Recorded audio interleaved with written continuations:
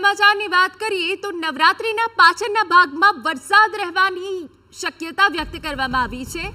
અત્યારે સમગ્ર રાજ્યમાં વરસાદ નહિવત નોંધાઈ રહ્યો છે।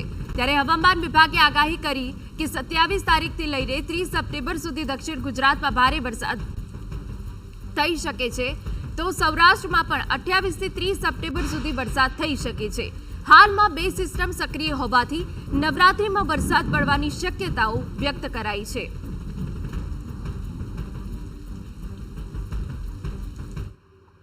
रेनफॉल का वार्निंग 4 दिन के लिए हम लोग दे रहे हैं गुजरात रीजन में 27, 28, 29 और 30 सितंबर को। मेनली गुजरात रीजन के जो साउदर्न डिस्ट्रिक्ट्स है इसमें येलो वार्निंग के साथ आइसोलेटेड प्लेसेस में हेवी रेनफॉल का वार्निंग दिया गया है। और जो हमारा सौराष्ट्र कच्छ के लिए हेवी रेनफॉल वार्निंग अगले 3 दिन के लिए दिया गया है, उसमें 28, 29 और 30 सितंबर को heavy rainfall warning yellow warning के साथ आइसोलेटेड प्लेसेस में पूर्वानुमान दिया गया है। હવામાન વિભાગના જણાવ્યા અનુસાર હાલ ગુજરાતના મોટાભાગના જિલ્લાઓમાંથી વરસાદે વિદાય લઈ લીધી છે, પરંતુ હાલ બે સિસ્ટમ સક્રિય હોય આવનારા દિવસોમાં દક્ષિણ ગુજરાત અને સૌરાષ્ટ્રમાં વરસાદના એંધાણ વર્તાઈ રહ્યા છે। કચ્છ અને આસપાસના વિસ્તારોમાં upper air cyclonic circulation system સક્રિય છે।